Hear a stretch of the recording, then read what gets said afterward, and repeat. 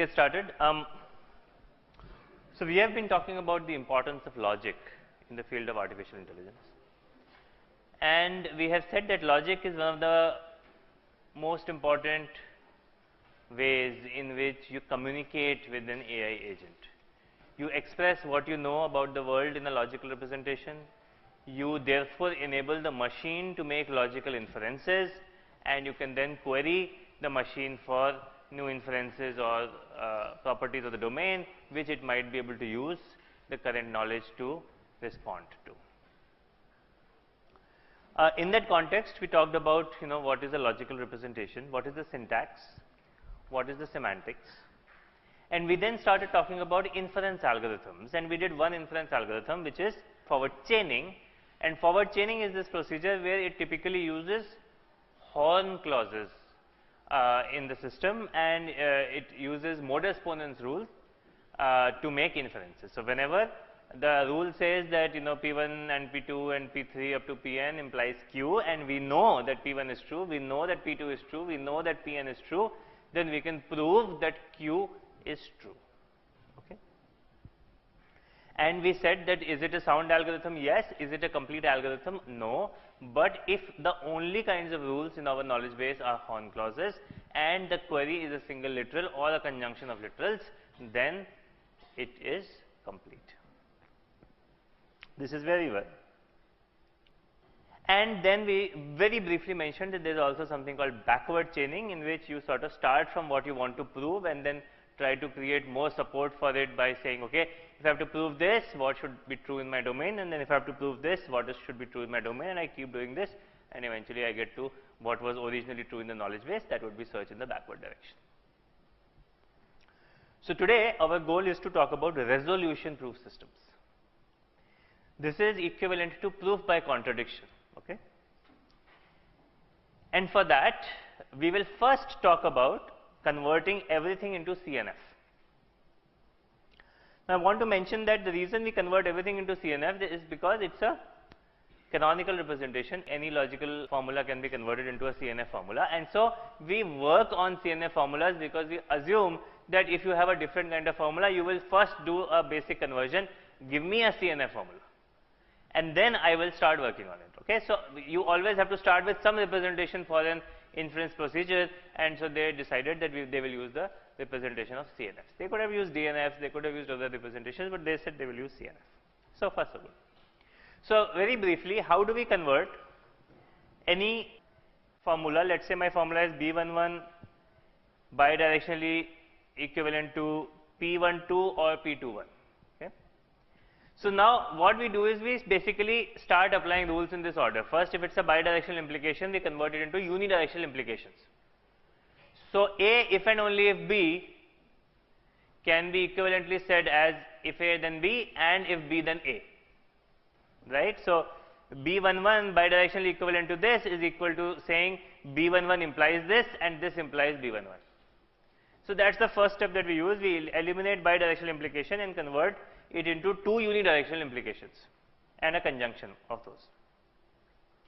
So now you get B11 implies P12 or P21 and P12 or P21 implies B11. Now the next step is to convert implication into a disjunction. Every alpha implies beta is equivalent to not alpha or beta. So we apply that rule, and so we get not B1 or another disjunction, so that becomes like a longer disjunction. And then we have this conjunction here, and it becomes not of this antecedent or B11. Now at every step we ask the question, is it in CNF form? And CNF form is a conjunction of disjunctions. So is it in CNF form right now? Is the first part a clause? Remember, what was a clause? A clause is a disjunction. So is the first part a clause? Yes. Is the second part a clause? Only disjunctions are allowed, but there is a not in a parenthesis. So therefore it is not a clause. So whenever I have not A or B, I can bring the not inside using which rule? De Morgan's rule, right? So not alpha or beta becomes not alpha and not beta. So that is what happens. You get not P12 and not P21. You don't have to touch the first part because it's already a clause. Now is it a clause on the right? It's still not a clause because we have a conjunction in the parentheses and then a disjunction outside. We only need conjunctions outside and all disjunctions inside, right? So when this happens, you apply distributive law. And so in this distributive law, what would happen is that you will make one conjunction which is not P12 or B11, and you will make one conjunction which is not P21 or B11. And now you have got a conjunction of disjunctions. You got it in the CNF form. It's a conjunction of clauses, so you are done. Any questions on this? So always start removing the syntactic sugars, the bidirectional and the unidirectionals. Once you do that, everything has only not, and or. Then you apply the De Morgan's and the distributive law appropriately to finally get to a conjunction of disjunctions, a CNF formula. So now for the rest of this lecture slides, we are going to assume that anything that is given to us is in the CNF form. We will not worry about anything else because we know that anything can be converted to CNF. So now let's talk about resolution. Now the basic tenet of resolution is this rule. If I have a clause P or alpha and another clause not P or beta, or in this case not P or beta or gamma, then we can prove that alpha or beta or gamma. And let's think about this. We know that either P will be true or P will be false. We may not know its value.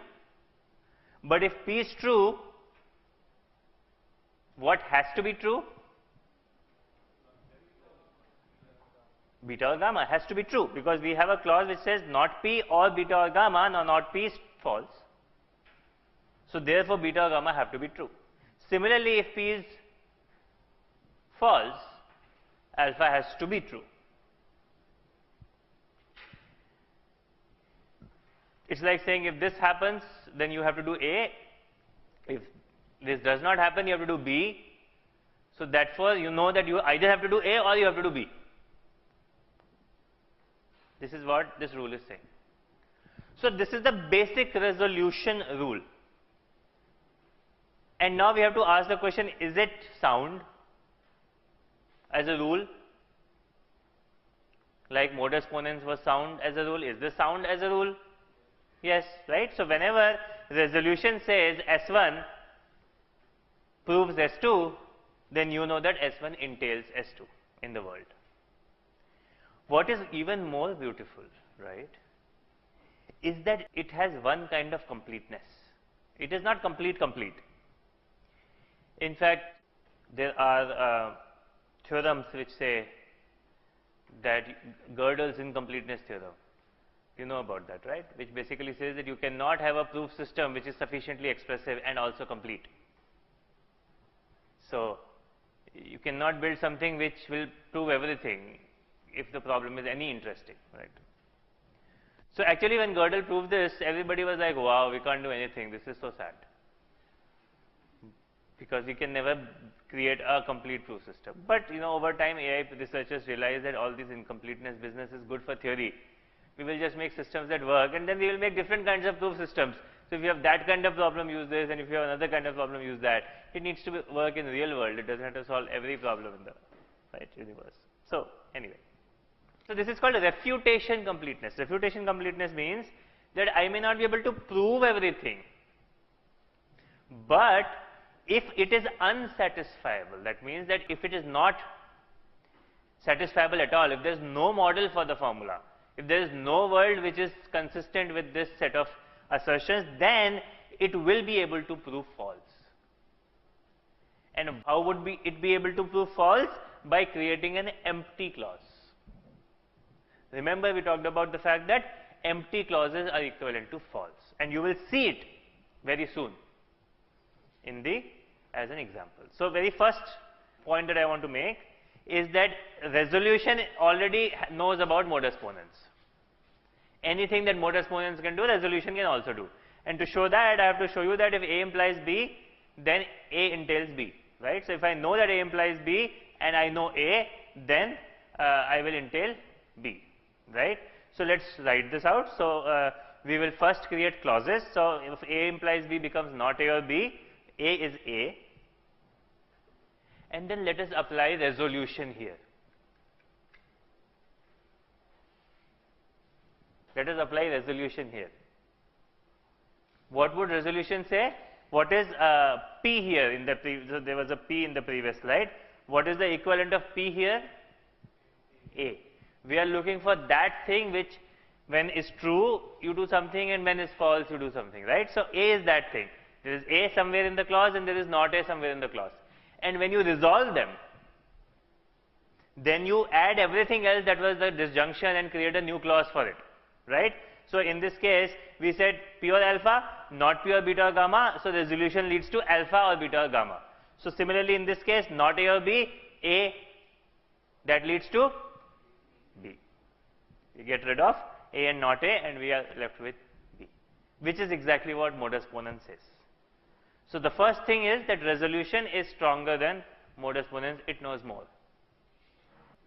So, you can think of it as symbol pushing, you are just pushing symbols down, right, by creating new formula, and the rule is very simple, right.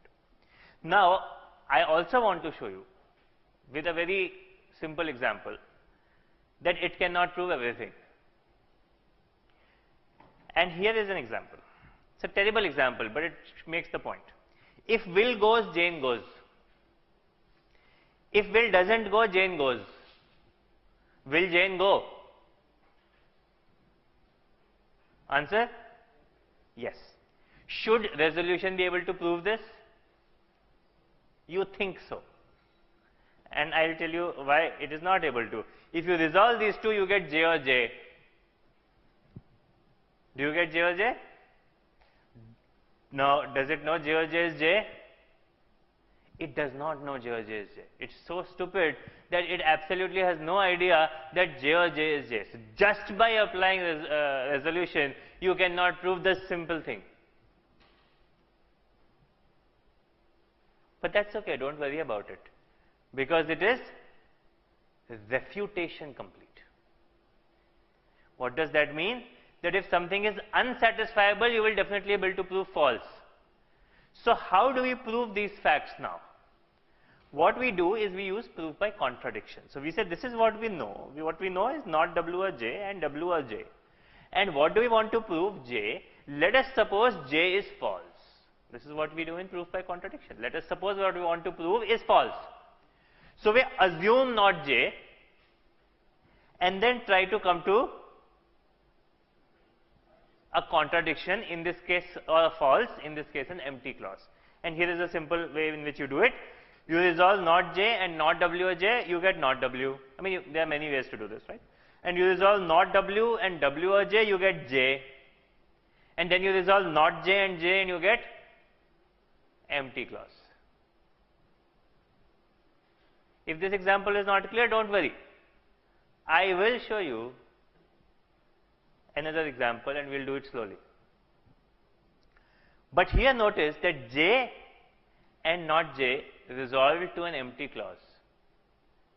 If empty clause was true, which is what we assumed last time, this will go completely mad. When J is true and not J is true, that means this formula is not satisfiable, cannot be true. So, when they get resolved and you get nothing, that nothing should mean false. And again you go back to how we discussed what is the zero of the disjunction operation. Okay. So, we are going to work on this particular example. If the unicorn is mythical, then it is immoral. If the unicorn is not mythical, it's a mammal. If the unicorn is either immortal or a mammal, then it is horned. prove that unicorn is hot. And I'm sure, I mean, you can go back to your Boolean logic and prove it one or the other, but we'll prove it using resolution. Okay. So, we will define symbols. So, let's say our symbols are M for mythical, I for immortal, A for mammal, and H for horned. And then we define formula or clauses. So, for the first statement, what is a clause? M implies I, and we will write it as a clause, not M or I. For the second, it would be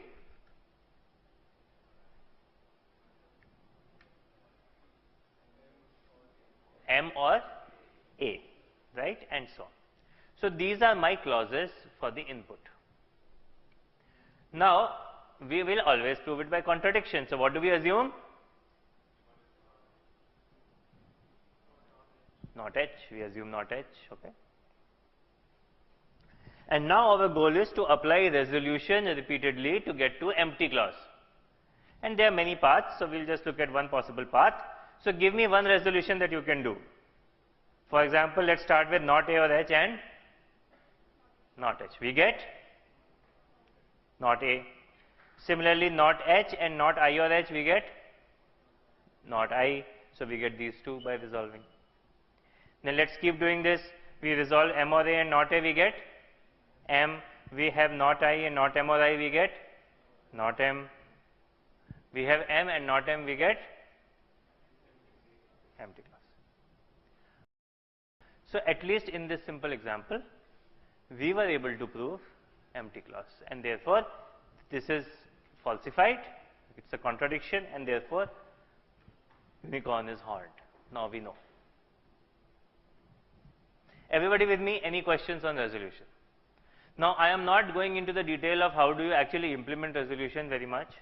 Of course, you do search, right? There is just no way around it. So, you have a database of clauses, and you negate the goal and convert it into clausal form, and you add that to the database. So, now you have a full database of clauses and the negated goal. And then you loop, you basically select which two clauses you need to use resolution on, and generate a new thing, and you put it in the database, and you keep doing this, right? And in order to figure out, which pair of clauses you put in, there you use search control strategies, right? Heuristics, some branching heuristic, and so on. And at some point, when you add empty clause, you have got success, you have proved it.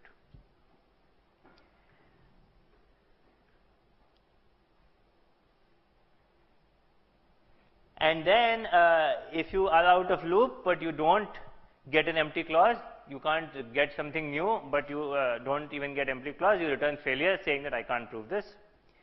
And we have to make sure that we never resolve the pair of clauses more than once, and if multiple copies of something happen like Q or P or P, we just convert it into Q or P. So, we add that knowledge also in the system. Okay. So, this is called resolution.